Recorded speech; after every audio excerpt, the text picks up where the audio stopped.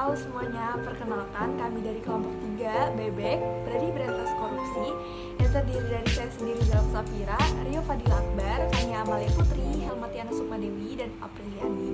Di sini kami akan juga menjelaskan tentang apa itu perilaku koruptif, korupsi, faktor luar dan dalam, serta dampak apa sih yang bisa ditimbulkan dari adanya penyakit korupsi ini.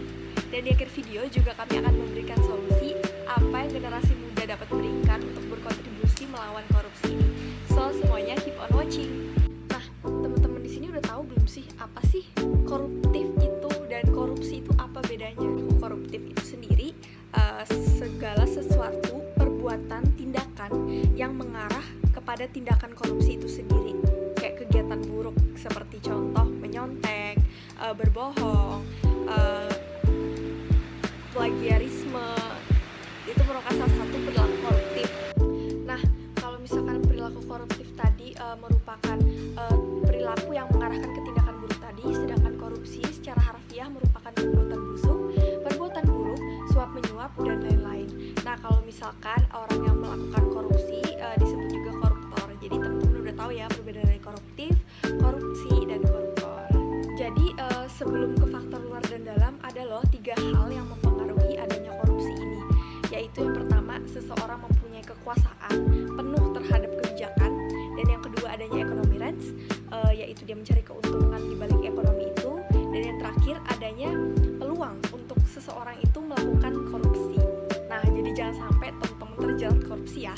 Setelah teman-teman tahu apa itu perilaku koruptif, korupsi, dan koruptor, ayo kita cari tahu lagi yuk, motif atau faktor apa aja sih yang menyebabkan korupsi ini bisa terjadi. Yuk disimak penjelasannya ya. Jadi ada 2 faktor penyebab korupsi. Yang pertama adalah faktor internal dan yang kedua adalah faktor eksternal. Faktor internal ini juga bermacam-macam ya, seperti sifat tamak, moral yang kurang, gaya hidup yang konsumtif alias terlalu berlebihan, dan malas juga bisa jadi salah satu penyebab dari korupsi. Nah, itu menyangkut aspek perilaku individu, aspek organisasi, dan aspek masyarakat atau lingkungan individu itu berada. Nah, tadi kan udah kenalan sama faktor internalnya. Sekarang simak penjelasan faktor dari luar yuk. Beberapa pendapat yang mengarah ke faktor eksternal seperti kurang teladan dalam memimpin, rendahnya gaji yang diterima, rendahnya integritas dan profesionalisme, dan kurangnya mekanisme pengawasan internal di semua lembaga. Seperti dalam faktor politik, menjadi celah dalam mencari keuntungan. Dalam faktor hukum ini banyak yang harus di-highlight, seperti dalam menegakkan hukum atau dalam aspek perundang-undangan atau ditemukan aturan-aturan yang diskriminatif. Faktor ekonomi bisa jadi karena kurangnya gaji sehingga tidak mencukupi kebutuhan. Faktor sistem birokrasi dan perorganisasian juga sangat berpengaruh, di mana. Lalu apa sih yang terjadi akibat dari faktor-faktor penyebab korupsi itu? Yuk disimak akibat dampak korupsi biar kita semua makin aware terhadap korupsi. Salah satu dampak yang sangat merugikan masyarakat yaitu kerugian negara akibat 40% dana APBN per tahun yang dikorupsi oleh oknum yang tidak bertanggung jawab.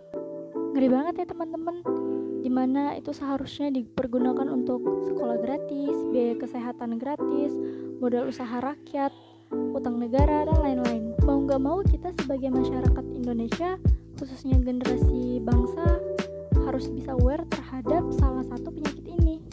Ya, tadi kita sudah berkenalan dengan arti korupsi, perilaku koruptif, faktor internal, faktor eksternal, serta dampak akibat dari korupsi.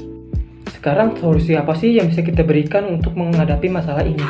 Salah satunya sebagai generasi muda kita bisa menerapkan prinsip-prinsip anti korupsi seperti kejujuran, kepedulian, kedisiplinan, kemandirian, tanggung jawab, kerja keras, kesederhanaan, keberanian, dan keadilan.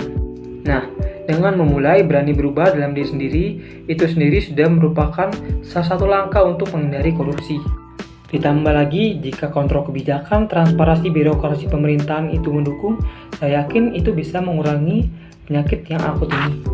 Selain itu juga kita bisa memberikan edukasi terhadap orang-orang sekitar mengenai korupsi ini. Jadi akan banyak orang yang akan mulai aware terhadap korupsi. Jadi, kalau bukan kita yang memulai, siapa lagi? Nah, dengan memulai berani berubah dalam diri sendiri, itu sendiri sudah merupakan salah satu langkah untuk menghindari korupsi.